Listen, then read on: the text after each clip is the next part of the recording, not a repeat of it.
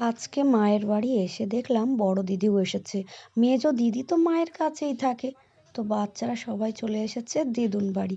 দিদুন বাড়ি মানেই তো শুধু খাই খাই, কি খাই কি খাই, একবার এটা খাবো একবার ওটা খাবো। তো মেজো দিদি এটা আমাকে বানিয়ে, তো মেজদি ভাই আলু কপড়ি করার জন্য প্রস্তুত। দেখো এখানে কত কিছু নিয়েছে, মনে হচ্ছে ও দোকান দিবে। কিন্তু এতগুলো আলু কপড়ি বানাচ্ছে, তোমরা ভাবছো ভাবছো যে এরা খাবে কি করে এত আলু কপড়ি, তাই না?